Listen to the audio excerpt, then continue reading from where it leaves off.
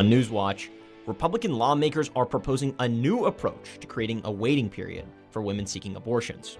Plus, the League of Women Voters is touring the state to register young and new voters. And in sports, it's the 2-minute drill, getting you ready for Week 6 of high school football. Newswatch starts right now.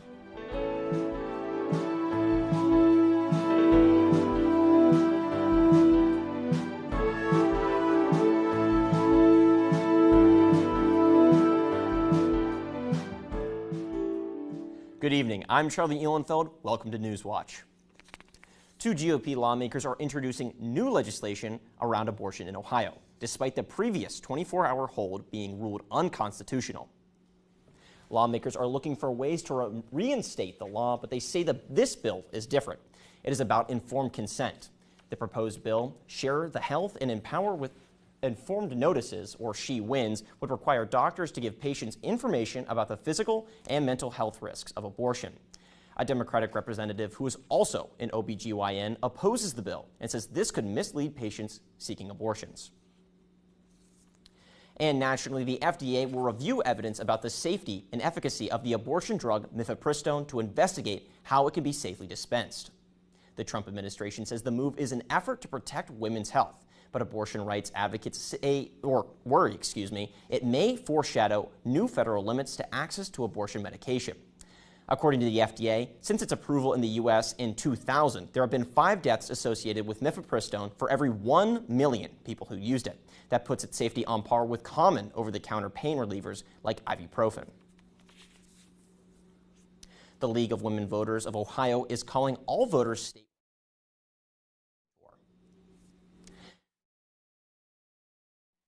Your Power Airstream Tour shares nonpartisan election information. The nonpartisan group was on Ohio University and Hawking College's campuses to energize new and first-time voters ahead of Ohio's fall election. The League of Women Voters will hit more than 25 college campuses, and you can find their schedule on the website on your screen. Federal investigators say a truck driver's failure to pay attention caused a deadly highway crash on the I-70 in 2023. The National Transportation Safety Board says the tractor-trailer never slowed for stopped traffic and slammed into several vehicles at 72 miles an hour. 6 people died, including 3 students on a bus from Tuscarora's Valley Middle School and High School, and more than 40 others were hurt. Investigators say the truck driver's failure to respond was the main cause, but also pointed to weak traffic communication and missing safety technology. The outbreak of EHD among deer in southeast Ohio could lead to more restrictions this hunting season. The Ohio Department of Natural Resources is proposing lowering the white-tailed deer bag from 3 to 2 in Athens, Meigs, and Washington counties, all of which are hotbeds for the disease. The proposed limit would take effect December 1st, the first day of deer gun season, and end February 1st. The Ohio Wildlife Council will discuss the proposal during its October 16th meeting. And as we are seeing all throughout southeast Ohio, we did have those chance of some lingering showers that we had earlier today. Those are going to continue going into tonight. We're going to be seeing right now in Athens 75 degrees. You might see a couple sprinkles out there and all throughout the area, continuing with those sprinkles right now. Lancaster 73. Huntington, as we head a little bit more south, it is a little bit on that warmer side, still at 79. But other than that, we will be cooling to that 59-degree mark for our overnight lows, and that lingering chance of showers, that 30% chance, and that will be clearing out once we get past about that 9-10 o'clock mark. We'll continue to see these rains lingering around for tonight, but after that, we'll get into a little bit of a cloudy weekend, but then we'll be getting back into those above 80-degree temperatures, feeling less like fall and a lot more like summer out there. I'll be talking about all of that in my full forecast. Let's take it back over to Charlie. Thanks, Isabel. Just hours ago today, President Trump signed a new executive order. Social media TikTok is here to stay. The move clears a path to let U.S. investors buy about 80% of the platform's U.S. assets. Congress passed a bill last year that banned the app over national security concerns. The president has delayed implementation of the bill several times and is expected to extend the pause for 120 days. The expected deal also lays the groundwork for the first in-person meeting between President Trump and Chinese President Xi since Trump returned to office.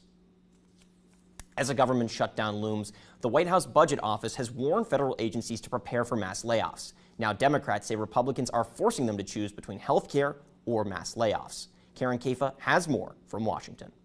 The federal workforce has already been rocked by mass firings and confusing rehiring since the Trump administration took office in January. Now the White House Budget Office wants agencies to draw up plans for mass layoffs if Congress fails to meet a funding deadline next week. A memo from the White House Office of Management and Budget directs federal agencies to identify programs whose funding will lapse if Congress does not reach a funding agreement by September 30th. The memo says those programs should be targeted for sweeping reductions in force that could permanently eliminate jobs deemed, quote, not consistent with President Donald Trump's priorities. Democrats at odds with the White House over expiring health care subsidies for millions of Americans say the move would be completely inconsistent with previous shutdowns. Their answer is, if you don't let us cut their health care, we'll fire more people. That is an outrageous statement against hardworking families in this country. President Donald Trump laying blame for the standoff on Democrats. Well, this is all caused by the Democrats. They asked us to do something that's totally unreasonable. They never change. While certain core services remain uninterrupted, like Social Security, law enforcement, and air traffic control, each shutdown brings different plans for which additional workers remain on the job without pay until the government is funded again.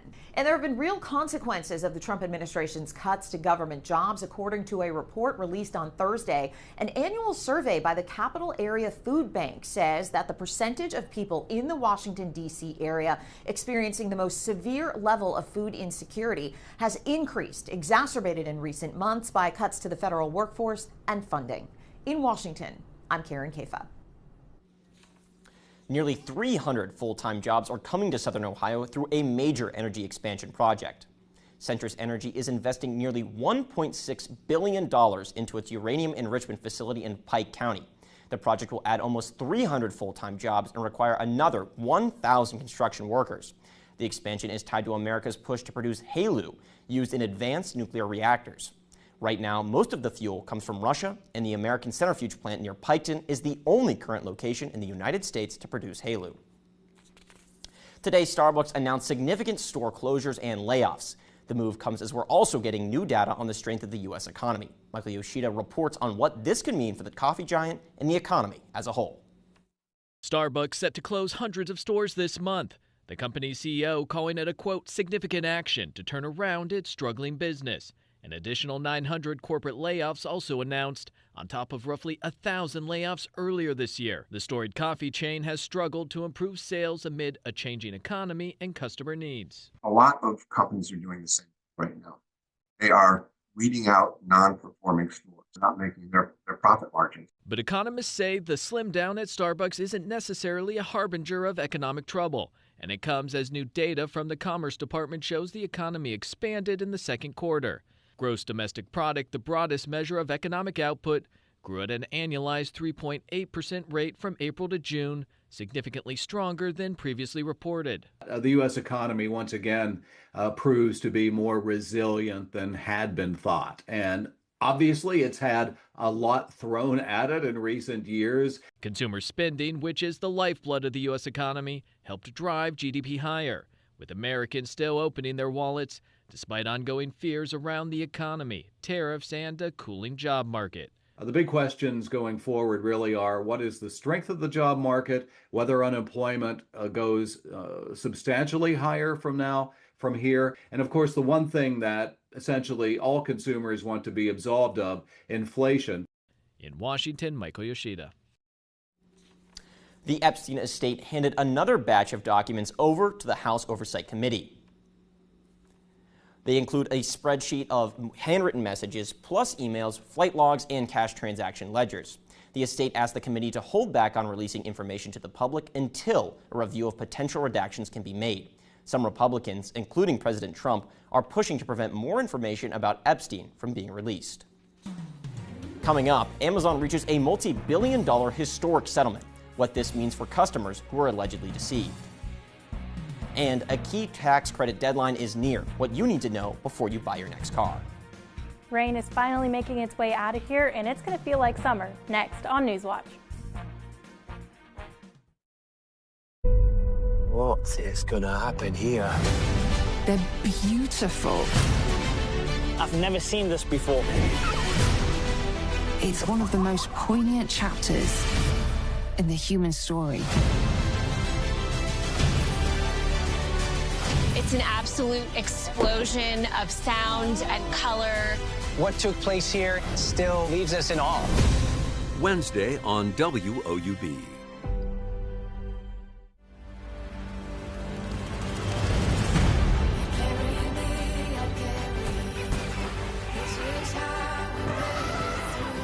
You are ready to go.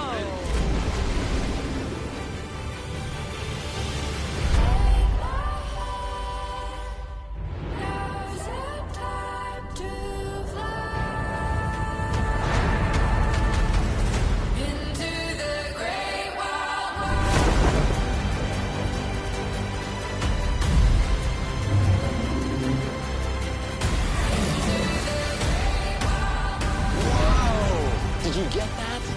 That is incredible. We are a part of a revolution. That, for me, is so exciting.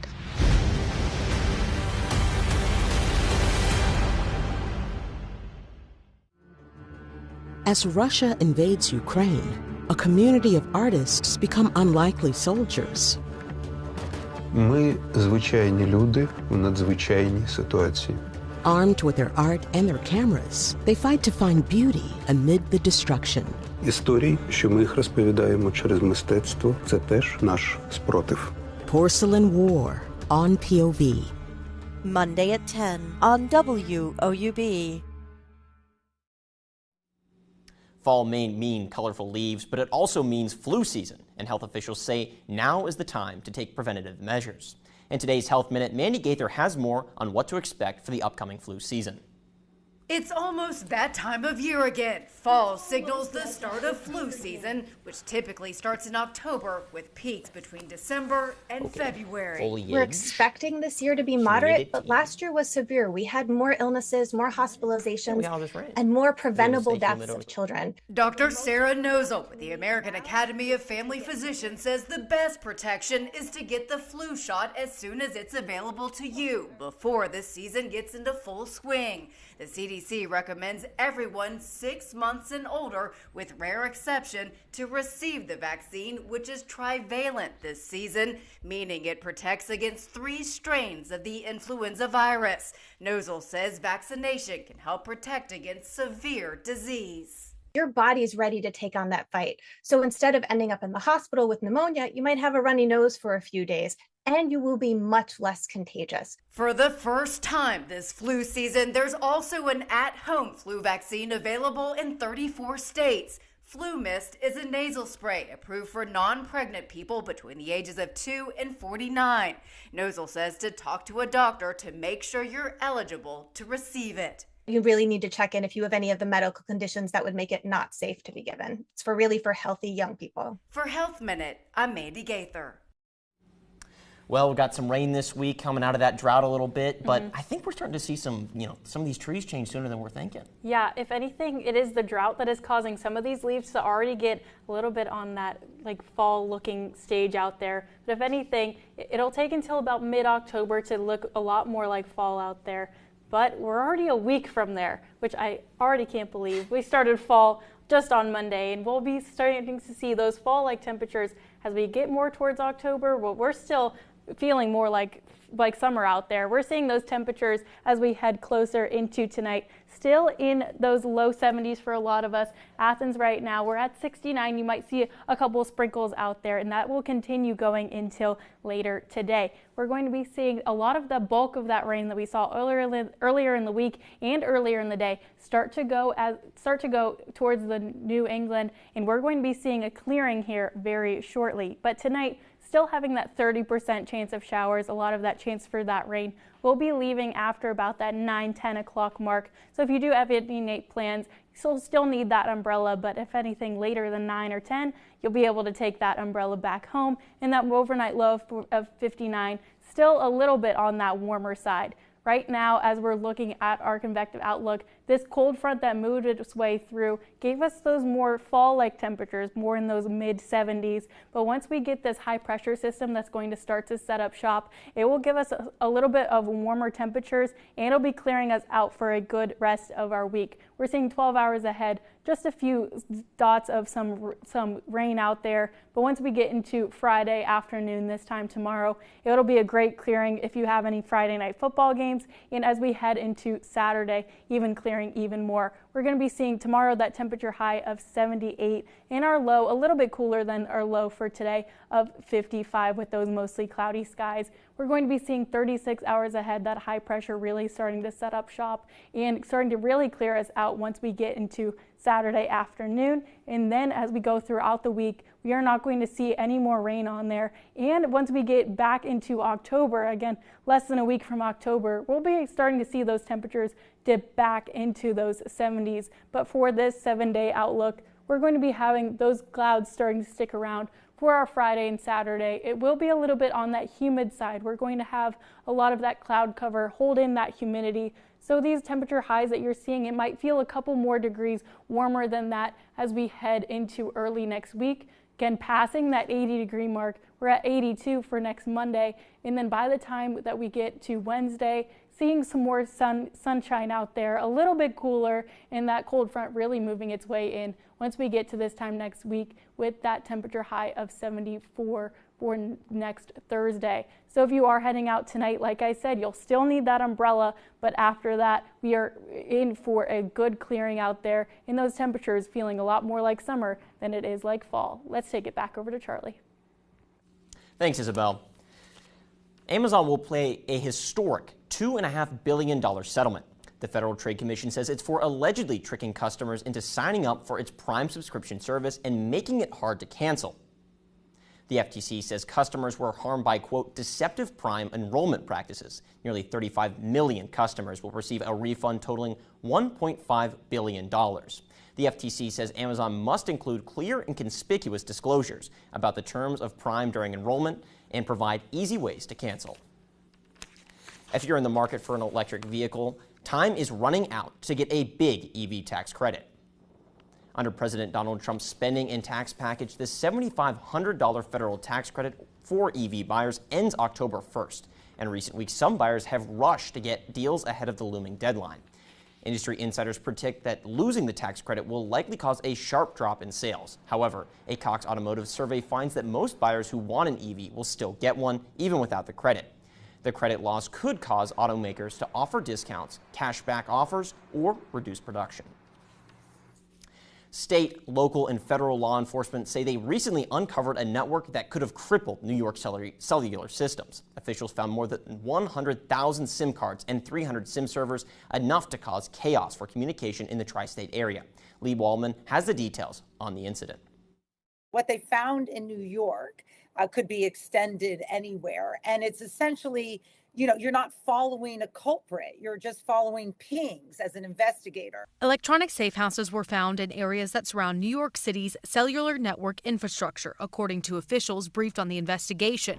This started as an investigation into swatting calls against high-ranking U.S. officials. But what the Advanced Threat Interdiction Unit and other law enforcement agencies found was an operation capable of disabling cell phone towers, disrupting emergency services, and enabling spies, hackers, and organized crime. Foreign governments, criminals located in the United States, are using this network to run their organizations. That includes cartels. While the network is no longer a threat, the Secret Service is still trying to determine the motive and who exactly is behind it. But they're issuing a word of caution.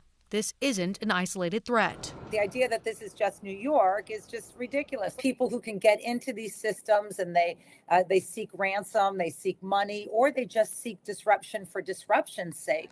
Bruce Jenkins with Black Duck, a company that identifies risk in software, says collaborative efforts between the private and public sectors can help to protect telecom networks across the country. When risks like this pop up, there's a way for one to communicate with the authorities and share that information.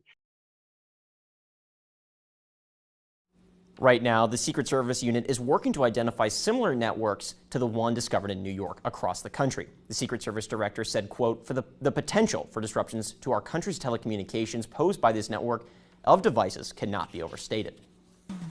Next in sports, we'll take a look at all the biggest teams, players, and matchups for this week of high school football in the 2-minute drill. And for the latest from Newswatch, follow us on X, Instagram, and YouTube. Stay tuned for a new episode of The Wrap-Up coming this Saturday.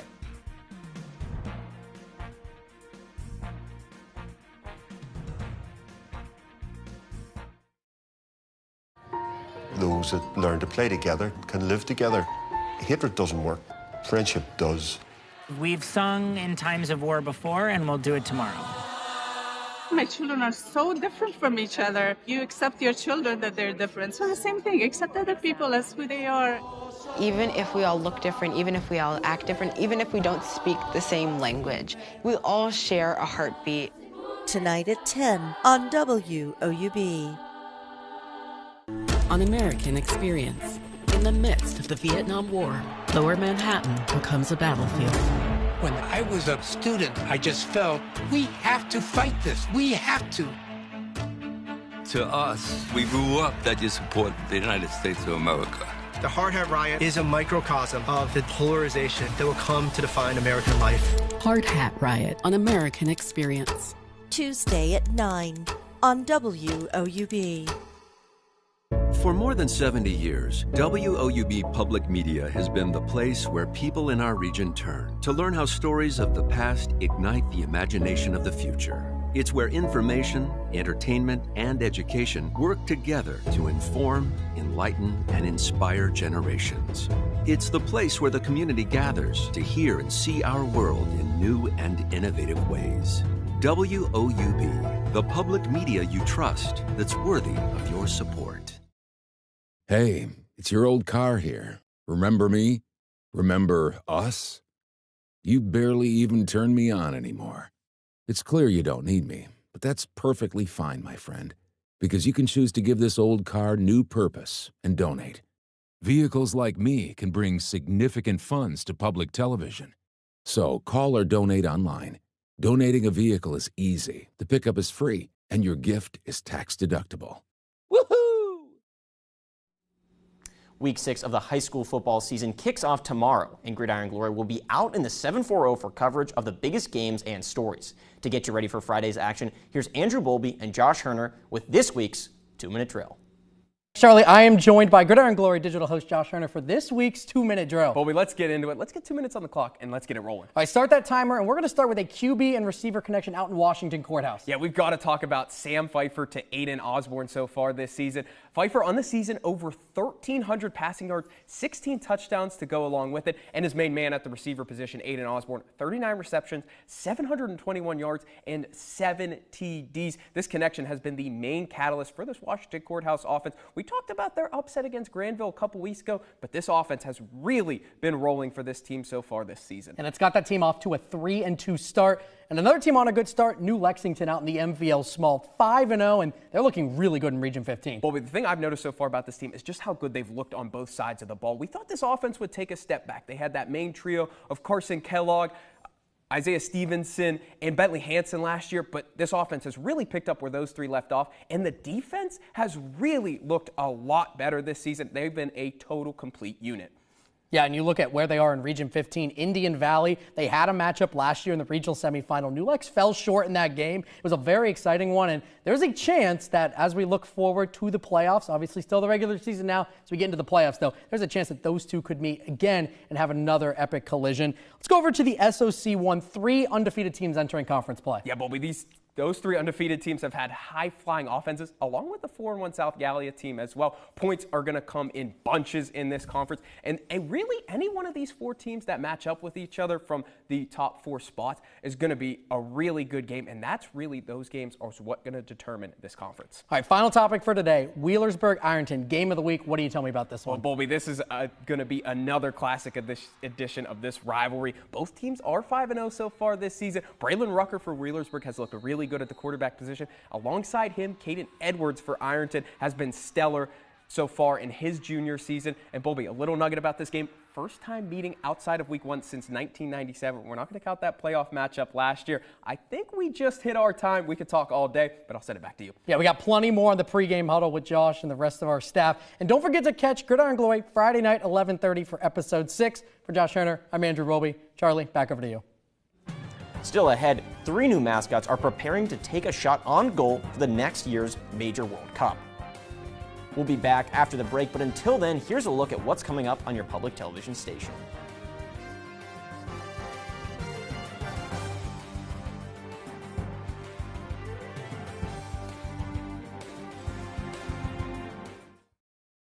Next time, Antiques Roadshow revisits the city of Oaks, Raleigh, North Carolina. Is that right? Yes. Oh, my God.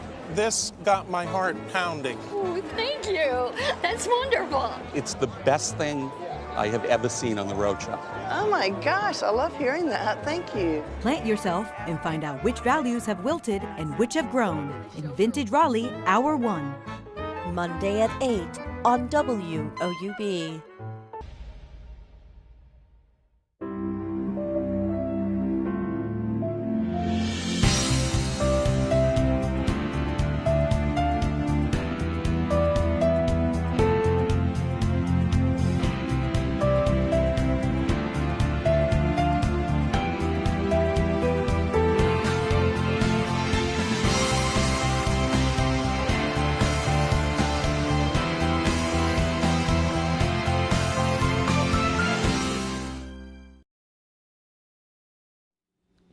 FIFA unveils its mascots for next year's World Cup. Clutch, Maple, and Zayu represent 3 host nations. FIFA says each mascot symbolizes part of its country's culture. Clutch, the bald eagle, represents the United States. The bird is described as flying over the U.S. while embracing, quote, every culture, game, and moment with boundless curiosity and optimism. The opening match of the 2026 World Cup kicks off in Mexico City on June 11th. The final is scheduled for July 19th at MetLife Stadium in New Jersey. Well, I'm super excited for that, but what are we looking at for weather so far this weekend? You know, we've had that rainy week like I've been talking about, but it's finally going to be looking like you're going to be able to get outside. Currently, you might want to bring that umbrella with you if you are heading out. You do see that light rain here in Athens. We are at 69 degrees. As we head into tonight, we'll get into that overnight low of 59. That chance of thunderstorms starting to linger away as we go into tonight. That chance of storms should be heading out once we hit about that 9-10 o'clock mark. And then as we look into our 7-day outlook, we are going to be seeing those clearing skies and those temperatures back into those 80s once again. This week we have that cold front kind of giving us those fall-like temperatures, but to start off with our October, we'll be back into our 80s. We're going to see this weekend, if you are heading out for any football games for Friday, Saturday, they're going to be mostly cloudy, but in those warmer temperatures. And then looking into the early week next week, we're going to be back into those very warm 82 for our high of the week. And then as we head into this time next week, kind of cooling off just a little bit more, going to be back at 72 at this time next week. That does it for our broadcast this evening. Thanks for watching. For Isabel Isco, I'm Charlie Ehlenfeld. Stay tuned for the PBS NewsHour coming up next. Have a great night.